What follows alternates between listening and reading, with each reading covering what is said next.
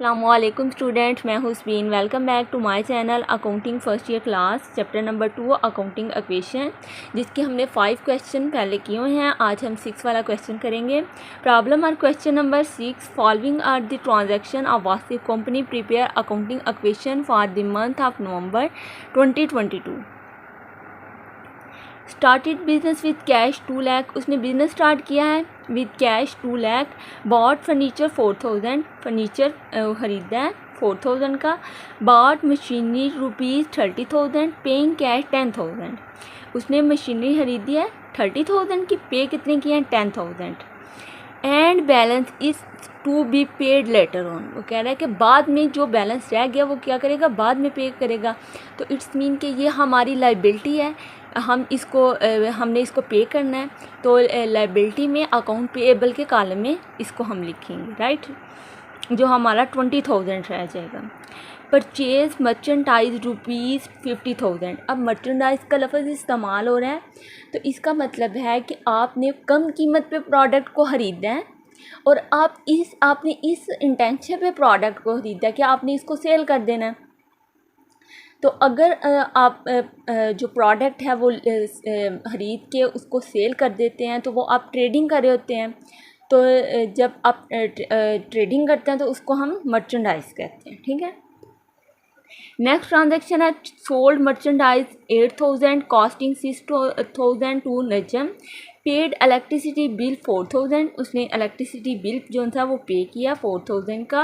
Goods rupees 2,000 use personal by Wasi, अगर honour अपने personal use के लिए इस्तेमाल करा, अपने पर्सनल यूज़ के लिए, चाहे वो कैश इस्तेमाल कर रहा है चाहे वो गुड्स इस्तेमाल कर रहा है, तो वो क्या है, ड्राइंग्स है, राइट।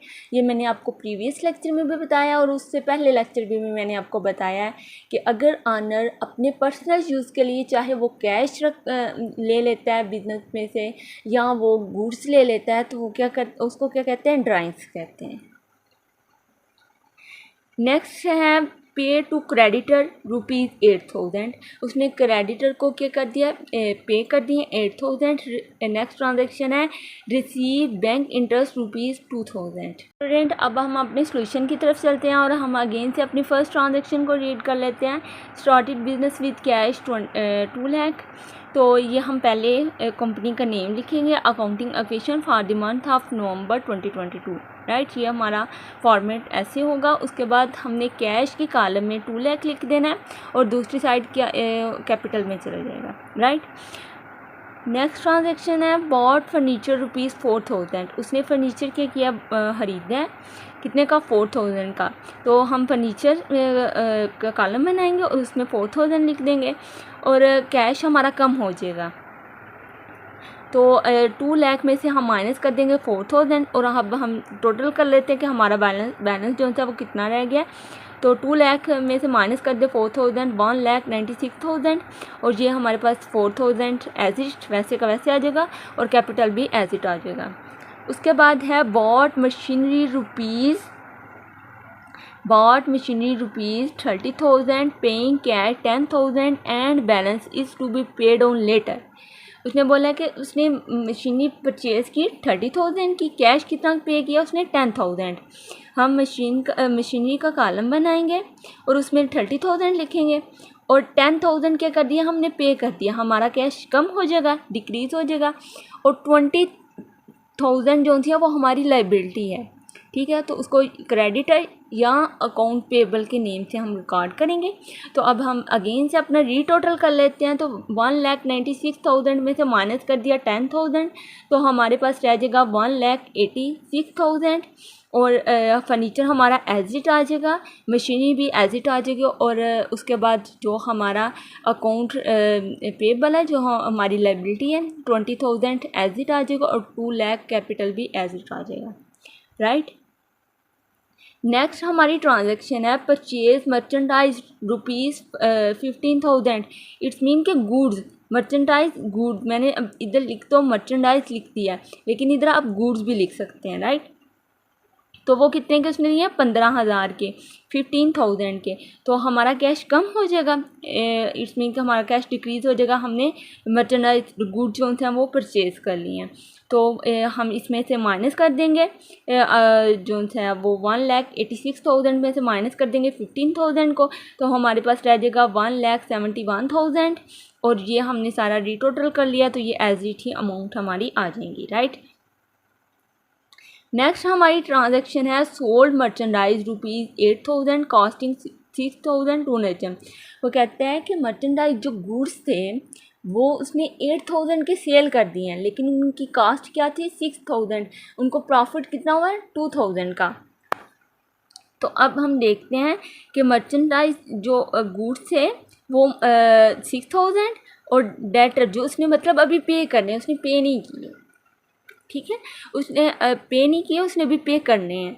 तो 8,000, उसके बाद जो 2,000 8,000 में से माइनस कर देंगे 6,000 को, तो हमारे पास हमें प्रॉफिट कितना आएगा? 2,000। तो प्रॉफिट हमेशा कैपिटल में जाएगा, कैपिटल भी हमारा इंक्रीज़ हो जाएगा, राइट।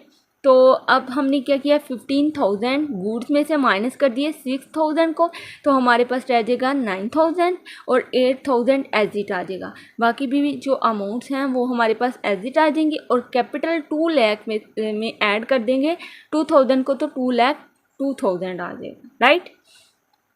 नेक्स्ट हमारी ट्रांजैक्शन है पेड इलेक्ट्रिसिटी बिल ₹4,000। उसने इलेक्ट्रिसिटी बिल जो था वो पे किया है 4,000 का, तो हमारा कैश कम हो जाएगा, डिक्रीज़ हो जाएगा, तो हम इसमें से माइनस कर देंगे 4,000 को, और 8,000 हमने बिल जो था वो 4,000 सॉरी हमने बिल पे किया, तो हमारा कैपिटल भी कम हो जाएगा, ठीक है।